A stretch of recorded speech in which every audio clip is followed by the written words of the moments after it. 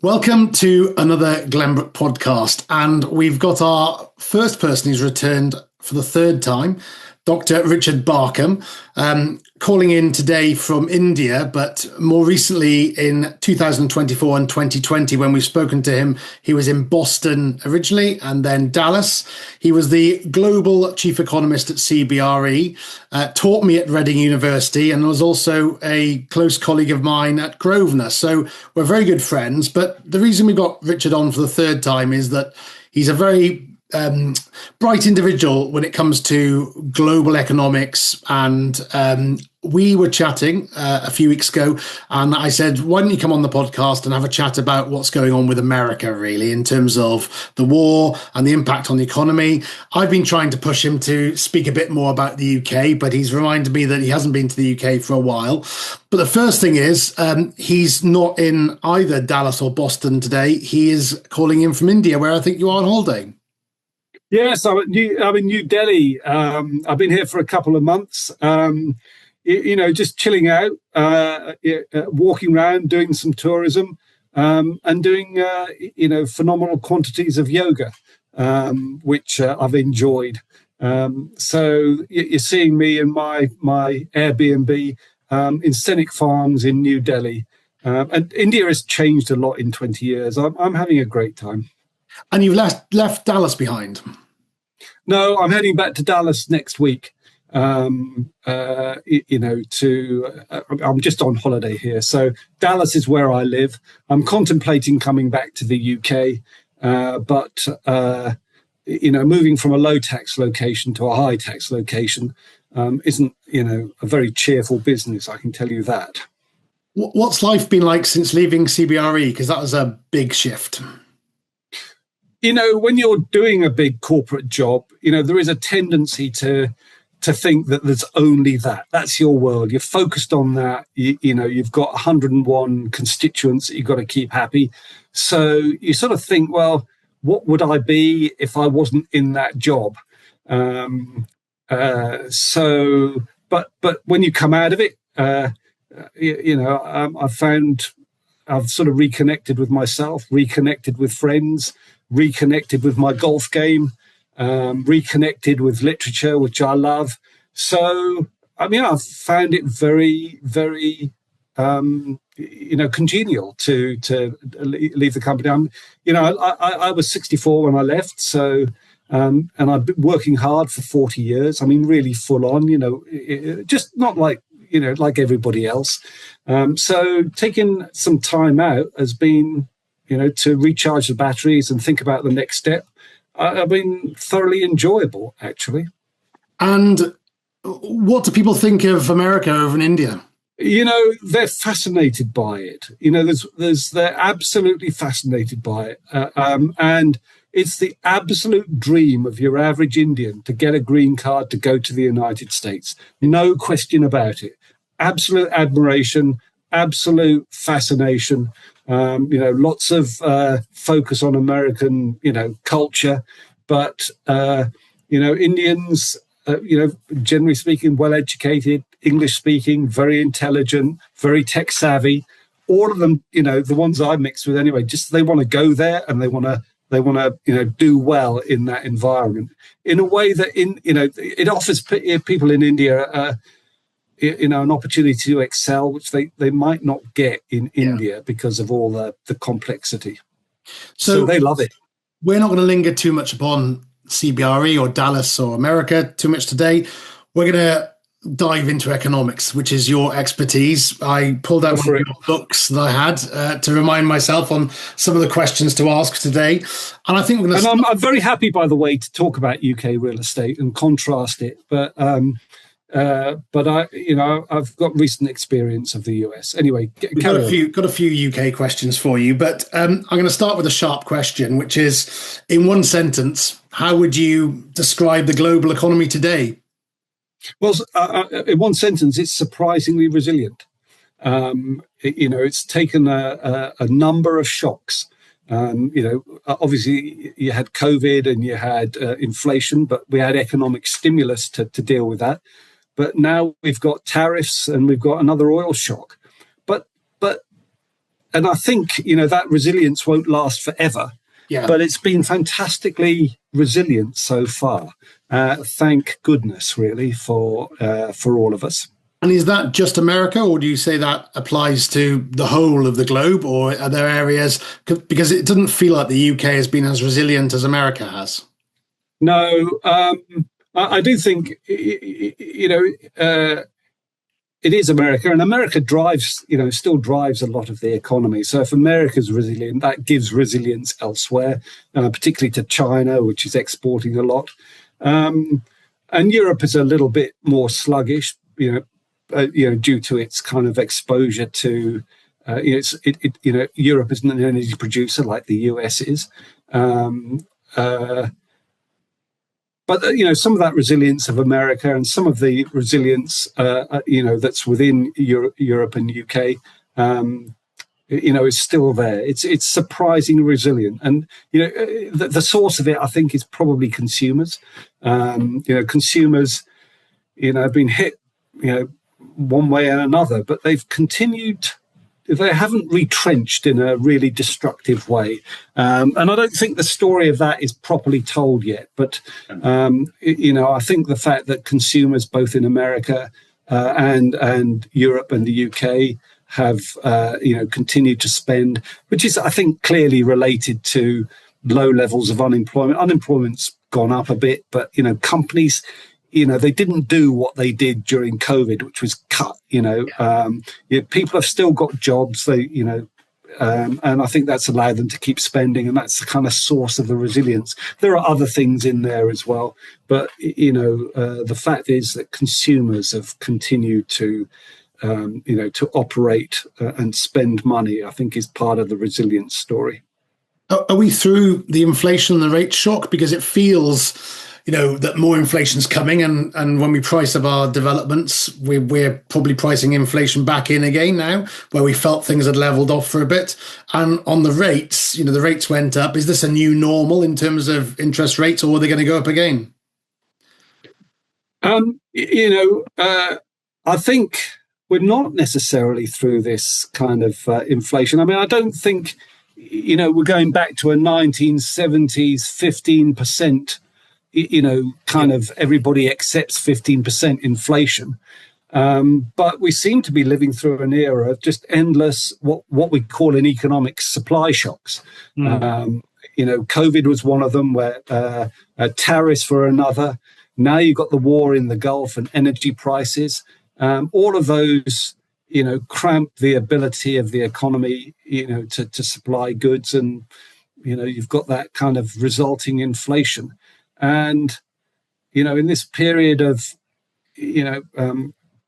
a populist, politics, who knows, what the geopolitical and those, feeding through now into geopolitics, you can't really say that era of supply shocks is kind of, is gone away. So, I don't anticipate hugely high levels of inflation, but getting back down to 2% stable, which we had for 20 odd years, prior to COVID, that's way off, I think. Interesting. It's not impossible. We will get there. Yeah. But that's going to take central bank. Well, it's going to take central banks bearing down on inflation, and central banks will do that as long as they're independent. But of course, now in the States, the independence of the central bank is being attacked as well. So, if the bedrock of the Federal Reserve is the independence is kept solid, then I think we will get back down. But at the moment, it's the shocks are pointing to more like 4% inflation than 2% inflation. Well, I was going to ask, and I wasn't going to ask because I think you'd answered it, but a question here was, have the central banks won the battle? And I think the battle has just begun. Yeah, so I mean, you probably meant the battle with inflation, and no, they haven't quite won it yet. But they're not. They're maybe 70% of the way there. But the real battle now with populist politicians like Donald Trump is central bank independence. Yeah, it looks like the Fed has won that, but we can't say for certain. And if there were more populist politicians came to power in the UK, you might see the central bank independence called into question.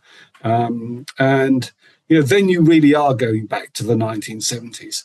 Then the idea that we're looking at just mildly higher inflation between 2 and 4%, that's out of the window. Then, the sky's the limit, when you haven't got central banks bearing down on inflation. It's a bit of a worrying time. That all of the pillars, of my career in economics in the last 40 years are all kind of tottering a little bit. Yeah, I was going to say they're all coming into place. So this morning I called up my local heating oil company to refill the tank here. And last time we were about £500, probably just before Christmas, probably January, February, £500. And it was £1,000. And overnight, because I phoned and booked it in yesterday, it was £1 and 3p a litre plus 5% VAT, and it's gone below £1 overnight. So I've managed to get it a bit cheaper. But the question I had really was, what's the biggest economic risk people are underestimating at the moment? And we talk about inflation, and you said that there are a number of key factors that are all coming into play at the moment. But the impact of just the rise in petrol prices, are we underestimating how that's going to have knock-on impacts on the rest of the economy? Yes. I mean, there used to be and again, I'm talking about the States, but if the States goes into recession, the UK will go into recession. Yeah. There used to be, a saying in US economics that, when oil was $90 a barrel, then that led to demand destruction. I didn't look today what the oil price was, 108, something like that. So we're well into the territory where oil prices could potentially lead to demand destruction. It's a little bit different in Europe because, your fuel prices are so high anyway that, if they go up a bit, but in the States, it's a big deal. And it can't be long before that starts to, undermine, what I said at the beginning, the strength and the resilience of the consumer. And it's a bit surprising that the US consumer, which is the global consumer of last resort, has been so resilient. And I think they will continue to be so. But I think that, this risk from, combination of interest rates higher for longer plus higher oil prices, there are the standard factors that put stress on the consumer sector. And if they were to retrench and then corporates say, OK, we've faced a drop in demand, we need to let some workers go, then you enter into the recessionary spiral. It's not imminent, but it's probably the big risk. So we lost. Of course, there could be a deal done tomorrow and oil goes back down to 80 a barrel, and we're away on this current economic cycle. But that is the risk. There's only one or two people who can control that, though, aren't there? So we're in the hands of them at the moment. Absolutely. We last spoke in September 24 when we were still dealing with the rate shock, and we spoke in 2020 when the world had stopped. But in terms of the chat in 24, what's most surprised you since then? When we were chatting then, we were looking forward and we were trying to get some stability in the markets. What's most surprised you that's happened since then? I think probably it's quite an obvious question, but since 24, what's the biggest change that you've been shocked by? Well, I mean, you've got to talk about the strength of the AI boom, haven't you? And we all saw it. It's sort of hiding in plain sight, really. But the scale and pace of the build out of the the infrastructure that's needed to support AI, I think has just taken everybody surprise. It's just been so powerful, and it's part of the economic resilience story. So yes, and I suppose I would say that most economists would have been surprised that tariffs had much less impact than they actually did. That's really interesting. They have had an impact. US job creation and inflation have been higher since Liberation Day. but not, they didn't sort of, drastically cause the economy to fall off a cliff.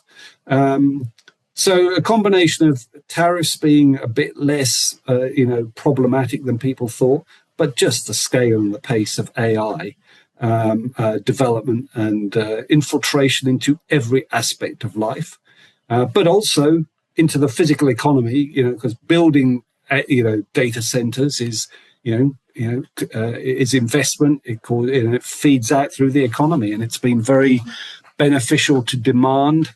And it's probably one of the factors, the AI boom, saved the economy from tariffs, is probably how I would put it, actually. That's really interesting. I think that's a major hook, because that's a good point. Without AI, we probably would be in a worse place than we are now. Considerably. So I'm going to pivot a little bit to the UK, but I'm not going to ask you about the UK specifically, more about the perception of the UK from the US and potentially from India, if you've been included in the UK in those conversations. So how does, I suppose setting this question up, we have started a very large development in Leeds, 618 homes, and the equities coming effectively from Boston, from America. And I wondered, how does the UK look to international capital today? And the way I look at it is that the UK sits amongst the rest of Europe as an option of where to invest for the US. The one advantage is the UK is English speaking, and I think it's the first place that US capital lands. But what is the perception of the UK in America at the moment, and how has that changed maybe over the last few years? Well, as you say, it's the first start. I mean, American capital likes Europe. American capital, once deploying in the United States, where you've got much more land availability, you've always got that threat of new supply coming along. Yeah. You go to Europe, you get tighter yields, but you get a lot more security, I think, from the kind of more regulated land use planning systems. Interesting. And I think there's a desire in the States to, it comes and goes, but to roll out the highly successful multifamily model in the States. That's just that, that's where people want to deploy capital in the living sector. And if they can't get enough of what they want in the States, then they'll roll it out in Europe. And there seems to be a demand. I mean, everywhere in the Western world, but particularly Europe, there's a demand for housing. So, US expertise or style of investing and demand in UK and Europe, I think, that's people in America look at the UK and think there's probably opportunity. I mean, I think there's some negatives out there as well. I think firstly, I think the politics, the leftward drift of politics in the UK. And it's not just the leftward drift of politics. It's the and you see it in the bond market. That feeds through into the the cost of debt, and I think that is something that investors would worry about.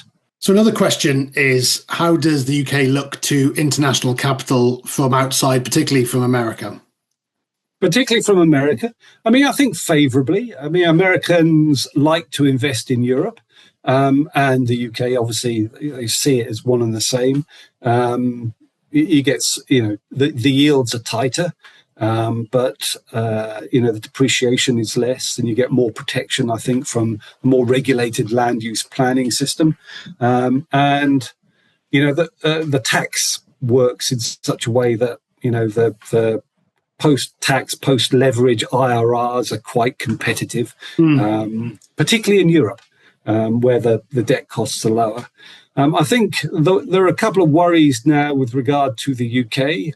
One is just whether or not they replace Starmer, the Labour Party replaces Starmer or not. UK politics looks a little bit fragile, with lots of different prime ministers. And, in one sense, that it's not the prime minister, it's the impact on fiscal policy. Is anybody going to come in and just kind of spend more and tax less. It's the control of the UK's got a very tight fiscal situation, and political instability could lead to more government borrowing, and that would put up bond rates and their debt costs. So I think people are worried about they probably don't like the current high level of debt cost in the UK, and some sort of bond market volatility is probably going to be off-putting, I think, for investors. But on top of that, you probably hear it. I mean, it's a bunch of nonsense, but there is a strand in American political thinking that talks a lot about Britain. They state that Britain's become a Muslim country. It's absolute nonsense. Yeah. And, there's a lot, Trump himself mentions the mayor of London, Sadiq Khan, as quite often very negatively. So there's that kind of trend within, the right wing kind of news media about, the UK, which I don't think really, it's not particularly true, and I don't think it affects most investors, but it is there. And add that with low levels of GDP growth and a bit of fiscal instability, and I don't know, maybe not quite as attractive as it it should be, really. What do we do well? I mean, because when people come, we've had investors over quite regularly from the US, and they like the stability. And ironically, the political stability, is not there, but they like the stability of the UK. What do they like? What do we do well? I mean, rule of law, just the standard stuff. Well, firstly, speak English, which is always helpful to Americans. The place is charming. London, gets a bad press in the States, but anybody who goes there knows it's a fabulously vibrant city with bags to offer, and public transport works very well. So the UK is a stable, well-ordered country, and property outcomes are probably a little bit more predictable, at least on the development side, because of the more regulated planning system. So I think it's interesting also how it's not just about London, how people see London as generally, probably not exciting enough. But if they move out to Manchester, particularly, or Leeds, where we are quite a bit, it becomes a bit more exciting financially for them, and they're willing to look at those locations now. Yeah, I wouldn't say every American thinks about the UK outside London. In terms of most investors, will be thinking about London primarily. But I do think Manchester, and to a small extent Leeds, but Manchester is gaining a bit more profile internationally as a kind of a growth hub and a very successful city region. And you spoke about multifamily being attractive as a sector. I mean, where's the hot money at the moment in the US in terms of, is the hottest money in multifamily, and would that apply then back to the UK as well, do you think? Yeah, I think it's still, the most popular sector for investment in the United States, and particularly multifamily in the Sunbelt of the United States, where the population is flowing to. So, and actually, overseas investors into the United States want to put money there. It's by far not the only thing that's quite, offering a good rate of return, but the multifamily sector is fabulously successful in the States, and it continues to attract capital, as does beds and sheds, as we've said. Continue to be very popular, and for those who are a bit more thoughtful, suburban retail is probably attractive to investors in the United States, increasingly institutional investors. So we've seen it. I mean, things are really quite cyclical in terms of multifamily and in terms of suburban retail, as you'd call it. We've even just in the last 5 or 6 years, we've seen a very high and a very low, or a decreasing low, and the weight of money is sort of just watching at the moment in the UK before it goes and invests. Has multifamily kept going in the US? Has there been a lull, or is it keeping going? Well, there was a big drop-off, a 30 or 40% drop-off in investment volumes when we got the first interest rate rise in 2022. Yeah. But it's creeping back. It's coming back. As you say, the capital markets are cyclical. Real estate capital markets have got a long sort of 7 or 8 year cycle. I forget exactly the volumes, but I think investment volumes probably up 15% in 2025, expected to be up by 15% in 2026. Now, that doesn't take you back to the peak level of 2020 or late 2020, or just, once we got through COVID. But it is coming back in the States.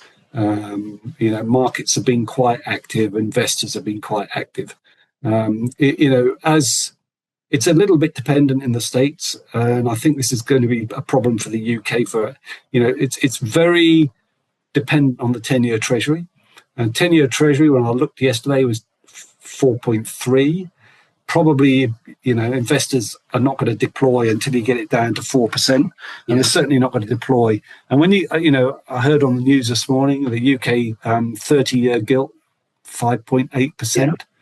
I think, whatever the fundamentals, the story, the language, the stability, those bond rates are going to be a big headwind for real estate investment, I think, at least for the first half of this year.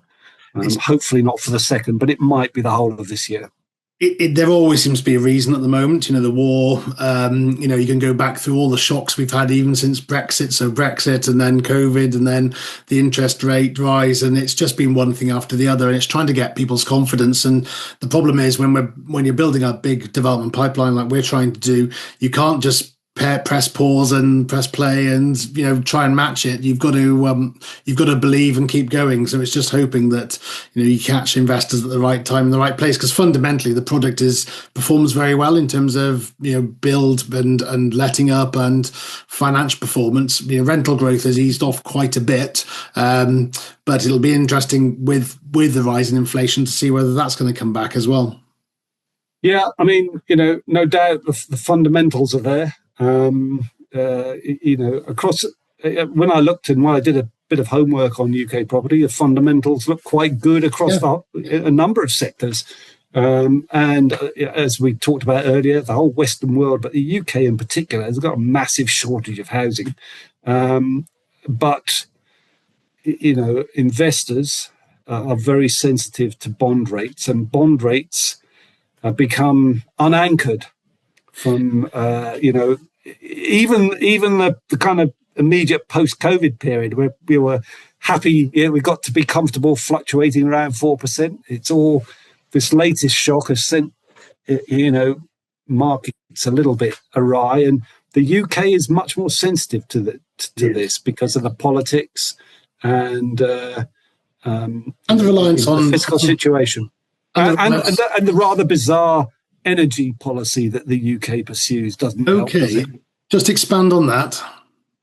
Well, I mean, the UK's got the highest electricity costs of the whole of Europe. And, I'm not a fan of Donald Trump particularly, but the fact that we can't drill for oil in the North Sea, new oil fields, I mean, it's not going to change the market price. But I think there's something going on there, isn't there? Obviously, and I understand the transition to green energy, but that cost of electricity being so high, is a problem, I think, amongst a number of problems that makes the UK seem a bit more inflation prone, and it makes the long-term interest rates, more uppish, and there's a headwind for us in real estate. So we've spoken a little bit about cycles. And I was listening to one of the last podcast that we did, and you described markets as a sawtooth cycle in terms of slow recovery and then accelerates and then collapses effectively. Where are we at the moment, do you think? And I think you've answered it already to a certain extent, because you aren't able to say where we are, I think, because it all depends what's going to happen, over in Iran, for the rest of the year. But are we at the start of a new property cycle? You're right. It's looking at the real estate cycle when you've got so many shocks coming in is more tricky than normal. But yes, I think so. I mean, it's easier to see in the States, but I think it's there in the UK as well. And what do I mean by being at the start of the cycle? Is that we're not faced with a whole bunch of brand new inventory just dumped onto the market. There's not high levels of vacancy, maybe in the office sector a bit, but that's a kind of a different thing. And I think, slowly but surely, tenant demand in all sectors is kind of building. And I'd say we are at the start of a new cycle, and that's sort of, that early phase can be a bit erratic. So, but I do think we're at the start of a new cycle. Do you think we've missed the very best buying opportunities? I mean, it's an interesting question over in the UK because there has been, the banks haven't stepped in really on things. If they have stepped in on things, they're not selling things cheap. There doesn't seem to be a correction per se in terms of pricing. But do you think we've missed the buying opportunity, or do you think, the buying opportunities are going to come, or we're just not going to see them this cycle? I mean, we've been waiting for that. I would say, no, I don't think you have missed the best buying opportunities. I think with these bond rates in the UK are going to force a bit more price correction. And so I think, more opportunities will emerge.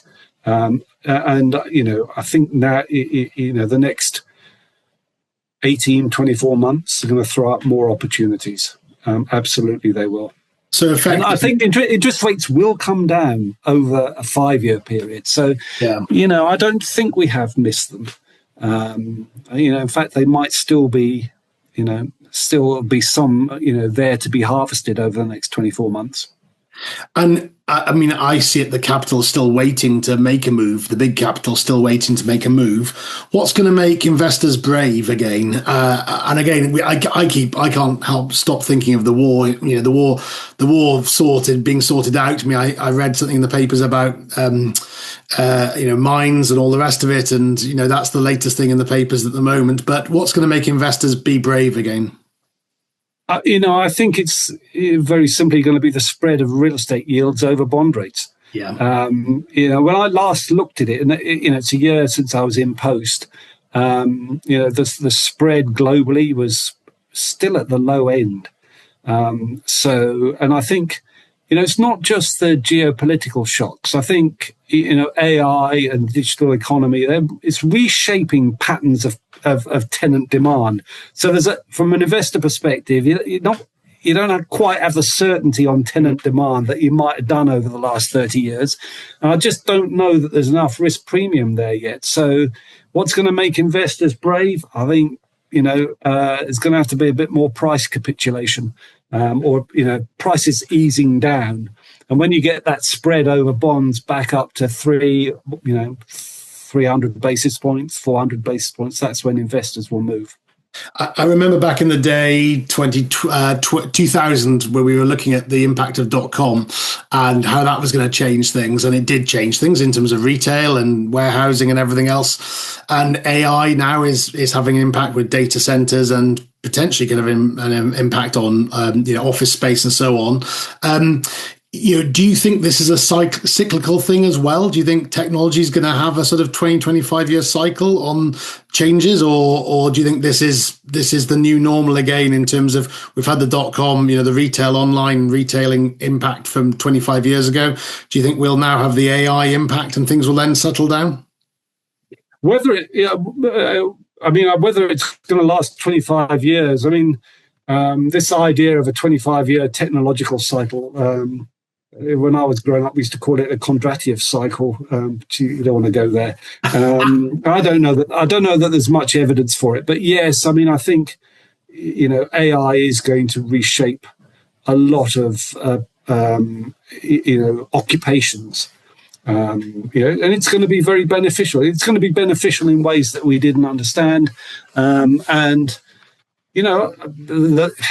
Everybody talks about this, but the lesson of technology is it creates more jobs ultimately than it destroys, typically, but just, it's going to be in sectors that we didn't even know about or think about. That evolution of what people do and where people are going to be employed is just something that, investors are going to have to, it's not as stable as it was. It will settle down. But I suspect it's going to be 6 to 8 years before it settles down. Maybe not 25. And in terms of I wouldn't mind just thinking about or talking about India very briefly. I know you've only been there for a few months, but I'm also know that some of the big property agencies are having back office functions in India, and that creates interesting angles itself. Do you think those back offices could be replaced by AI? Are we moving things effectively, back office functions, so valuation functions, as some of the big companies have opened offices in India? And do you think a lot of the call centers in India that we've been heavily investing in, is that going to be replaced by AI? Do you think that's a long-term thing or a short-term thing? Yeah, I mean, I think I've talked about the kind of offshoring. I mean, it was always.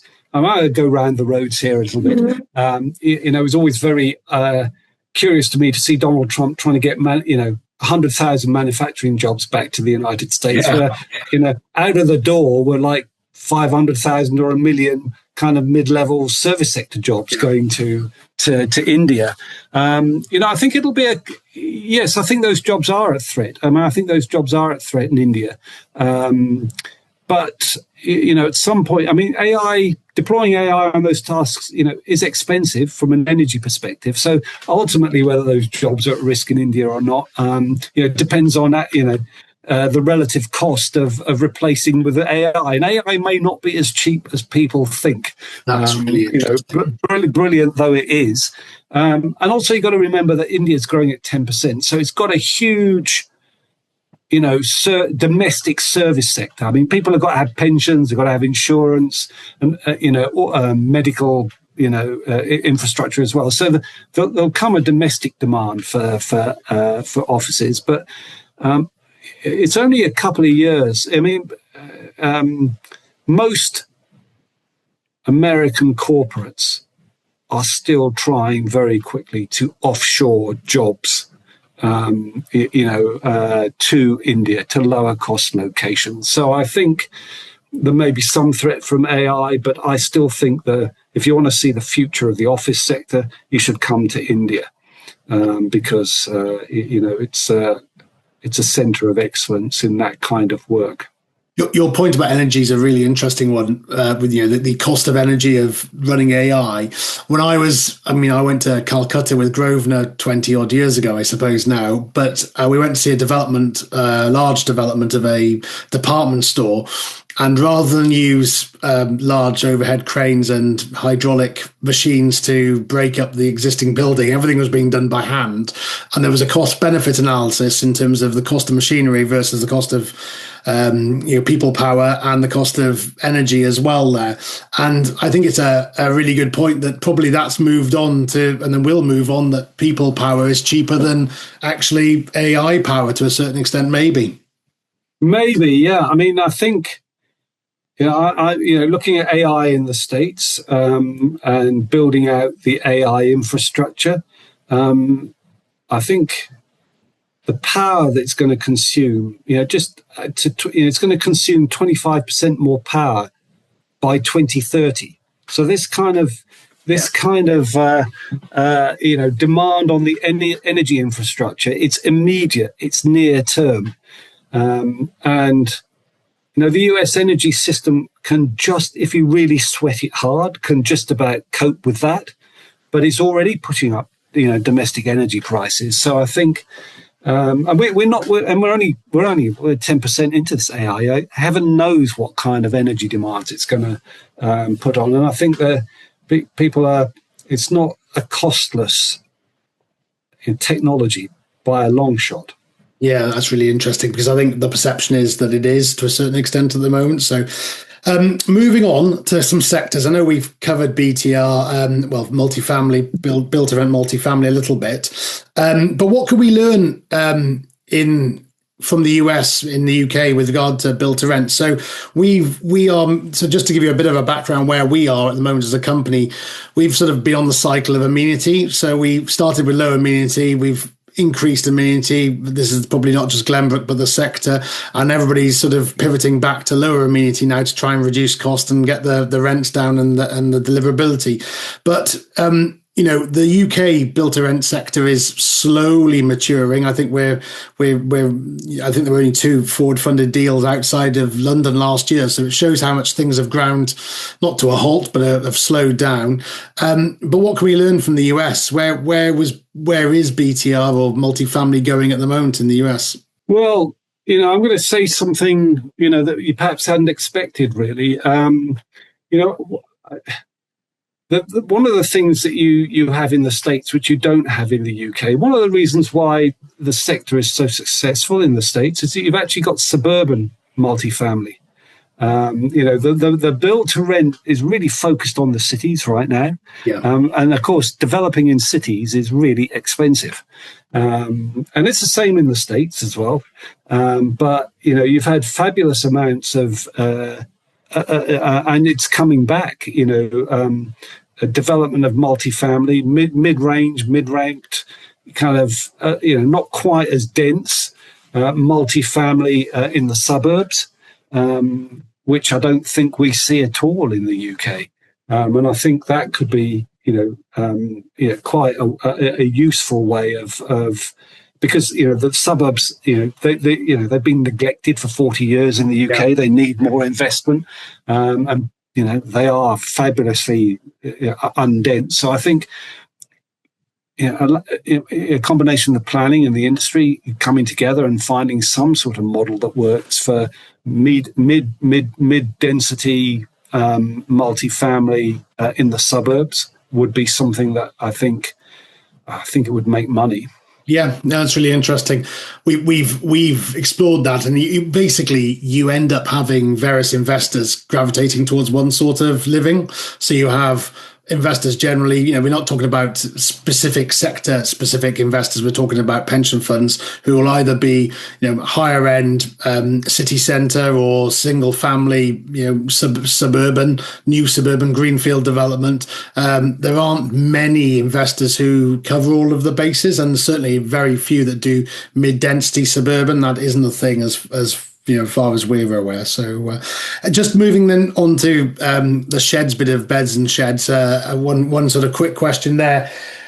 We've seen a massive peaking out of the market in the UK, and there was a race to the top effectively in terms of land prices, which have halved, I suspect, if not more than halved in the UK. Implying that from the US's lessons, because they're generally ahead of us, has that been the case in the US? Has the sheds market peaked effectively? Industrial and logistics peaked, and was the demand real, or has the pandemic made the market overshoot itself in terms of everything going online and now perhaps people retrenching back a little bit? Yeah, well, I think all of the above, really. I mean, one thing I was interesting to note, just the level of e-commerce, I think, in the UK is now back to the same level as during the pandemic. So, there was definitely exactly the same thing happened in the States. You had people shifted online. You had this surge in online demand. So all of the logistics operators overexpanded, and they're still contracting. The supply side, much less in the UK and Europe, but it really ramped up in the United States as well. And we're still, dealing with that end of cycle. I think that's a classic end of cycle, and we're still working through it in the States, and you're still working through it in the UK. And it'll take, however long it takes. You take, end of cycle takes 2 years, 3 years, something like that. But, as I say, the level of e-commerce, is now back to what it was during the pandemic. It hasn't fed through into occupier demand yet, but it will do. What we're seeing in the States, I don't know whether you're seeing it in the UK, but because you had that big surge in supply, everybody's moving out of the older property into the newer property. It's flight to quality. We saw it in offices. You probably got flight to quality. So at some point, the next stage of the cycle is to somebody, to pick up those older assets and either redevelop them or refurbish them. I don't know if the time is right yet. It's probably still a bit expensive, but at some point, that's the next step. I think. Go on. Sorry. Go on. No. I'm going to pick on offices and retail briefly as well, because we were talking very briefly about, are the very best offices now head and shoulders and almost a different office class from the rest in terms of office space? Because certainly if you look at cities, London is a good example. You've got the very best offices, which are steaming ahead in terms of rents. I mean, Leeds now has a prime top rental ahead of Manchester because the space is actually being built there, and Vastent, which is the IKEA family, have gone and built a large office campus there, and the rents are above where Manchester is. But do you think there's a different asset class from the very best to the rest? Is it effectively prime offices and the rest, do you think? Yes, I mean, to be fair, I've said, that happens in every cycle, every down cycle. There is a period where at the start of the cycle, everybody goes to A grade, and when it gets expensive, B plus, will do. And then finally, when everything's expensive, everybody just goes to C grade. So this is a normal phase, but I do, clearly something is a bit different this time, and I would, call it the hotelification of the sector, because occupier demand is so fluid nowadays, between, locations, home and work. It's the operators. It's the operators have got to run these things like hotels nowadays. And I think, that's as much as a location. What's defining successful operators, successful offices. You've got to have, a variety of lease types. You've got to, and you've got almost, people who run offices got to deal in the spot market for space, and run it almost like a hotel. And I think, the brands that become associated, will become like hotel brands. You're very much on trend there, because CoStar this morning had an article saying exactly that, about how there's been a massive turn towards flexible office space in terms of serviced office space. And actually, I actually downloaded it and shared it. We've done exactly the same thing with one of our office buildings in Leeds, and it is proving a success, and people are willing to so office owners have got to get used to sharing some of the return with the very successful operators. Yes. It'll work itself out, but it's as I say, it's like hotels. They've got the physical building, but it's the brands that kind of set the interior decor and the way that the thing works, and that's offices. But you were finally coming to retail. I was coming to retail. Has retail become interesting again? And the reason I ask that is that do you think our expectations got so low on the high street and retail parks that actually things are starting to show some stability? And the reason I ask this is that your story in America is much more marked than the UK to a certain extent. With we saw in the press a lot of malls effectively, as ghost towns. Is retail going to come back into favour anytime soon? Well, yes. I mean, I did a little bit of homework for this interview, and I did a quick review of UK yields, and I'm looking at prime retail yields in the 7s and 8% in the UK, and I think that's to me that's an absolute buy.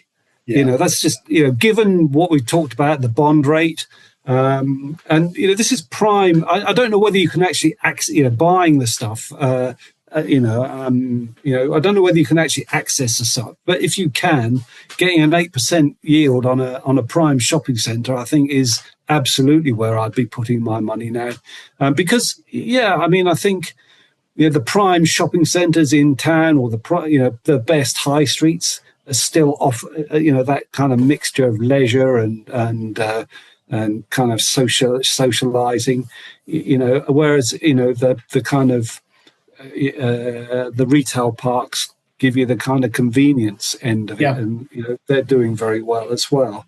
I think retail has been through, it's been through the kind of e-commerce boom. So most retailers now have got very slick e-commerce operations, and retailers have just got better. They know that they have to really compete in the internet era, and so they have. So I think probably, and it is coming back in the US as well. That's right. It is absolutely coming back. Institutions, it's been private capital only since 2016, but the institutions are now interested again. The only thing I would say on that, it's a very interesting point, at least in the States, I suspect it's true in the UK as well, is that my friends who buy, the institutional investors who buy the retail, say that, in the great days of retail, you could, put a shopping centre in, and then if a retailer was expanding, they'd almost pay any rent to get in there. Now retailers, there's so much data around. They're so well, they understand this is their catchment area. They're going to make, 20 million of revenue here, and they pay 12% in rent, and that's all you're going to get. Yeah. So, the cash flow stability is there, the yield is there, but you're not going to push the rents very, very much if you're an owner. If you can live with that, you can work with the tenants, manage the mix, and get used to sort of inflation plus a little bit, maybe not. Then I think retail's a real good buy. I think you've absolutely nailed it there on a number of fronts. And the big problem at the moment, the perfect storm over here at the moment of, the retail still, the high street being in crisis, but also a combination that the pension funds are wanting to get out of some pretty hefty, big units. And therefore they are willing to lose them effectively at silly pricing. So there is access to stock at, some pretty good yields. And there's always and generally an asset management strategy aligned with those as well. So you might have a reduction. We've had somewhere you've rebased the rent, but actually there's a yield adjustment on that because they're no longer 8%.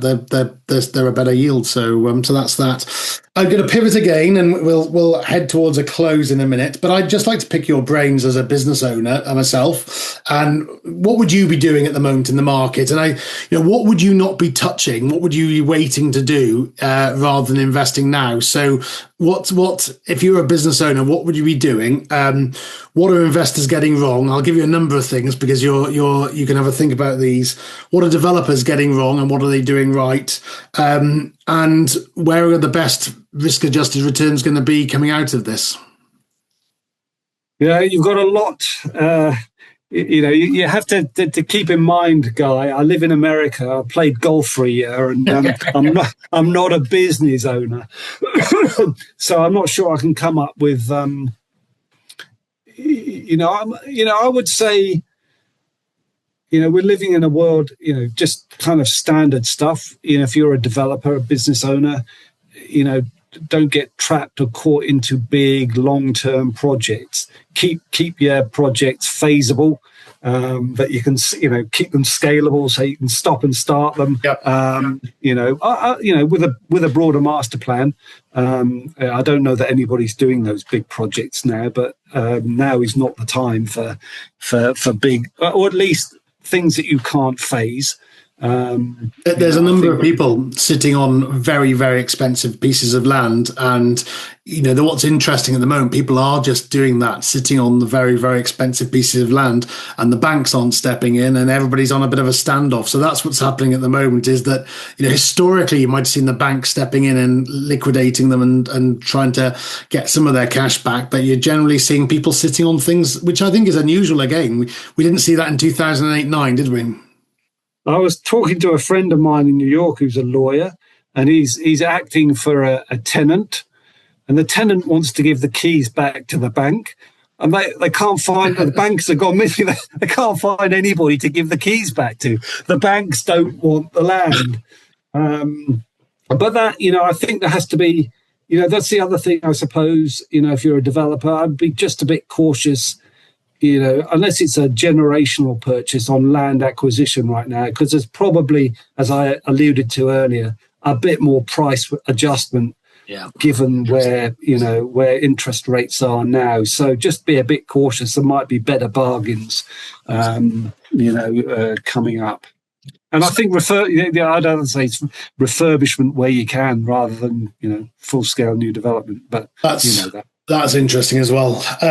I'm going to give you some quick fire questions, which we've not done before, and we won't linger on them. I don't want loads of explanation and analysis, but interest rates in the next 12 months, this is the US, higher, lower, or flat? Flat. UK property, recovery, false dawn, or stuck? Stuck. The best sector for the next 5 years? Anywhere, US or UK? I would be thinking about offices and retail. Frankly, I know you said one sector, but I like offices and retail for a bit better returns, a bit more opportunity to work things. The most overhyped sector? Data centers. Yeah, I have to say that. I think you're going to say that. What's the biggest risk at the moment? Well, I mean, the energy prices stay higher for longer, and they feed through into the higher inflation, pushes interest rates up, and at some point that'll affect asset markets, as well as the Fed in the United States loses independence. Once we stop the battle with inflation, then we're back to the 70s. At the moment, we haven't done that. So those, I think, are the big risks. If you want to discount, the Ukraine and kind of nuclear events, which, but in the realm of economics, it's that inflation gets entrenched and we give up the battle. Yeah, that's really interesting. And the biggest opportunity? Because I like UK retail. I like retail in the States as well. Interesting. You have to know what you're doing. And, but that. One thing that Glenbrook or the UK should learn from the US? Well, what I would say, what I'm staggered, just the and I've talked about it favourably, but I would, the UK needs to go further in deregulation, particularly of land use planning. It's really interesting. Living as I do in Texas, where you can, the growth is just palpable, and the dynamism of the economy. You come to the UK, it just all feels a bit stagnant and takes ages to do things. If you want to get the growth, that fuel that gives you the money for the public services, you've got to deregulate. And I'm going to flip it to India as well. What should we learn from India? What one thing should the UK learn or Glenbrook learn from India? Well, it may have changed in 10 years, but I was always, you come into it, even in, the average Brit compared to the average American is less tech savvy. And the average American relative to the average Indian is vastly less tech savvy. So we just got to get, in the UK, more tech savvy. That's really interesting. And the final question, one prediction for 2030. One prediction for 2030. I don't want to say anything about football because I don't want to kind of run into trouble with the god of football. Prediction for 2030. I think there'll be a big swing away from populist politics. I think we've hit peak populism. Really? Now, whether we go back to the centre, or we go back to another, extremism in the other direction, I'm not sure. But the kind of the right of centre populism that we've seen, I think, is rapidly going down in value. That is very interesting indeed. Well, I've completely punched lots of questions into you, and you've fulfilled the desire, which is to inform and enlighten us, Richard. So thank you very much for that. I've really enjoyed it. And we'll come back in a couple of years, hopefully, when you are off the golf course and back behind a desk adding value somewhere. Yeah, adding value. That's I always aim to add value. Yeah. It's been an absolute pleasure chatting to you, Guy, and good luck with everything. Thank you very much.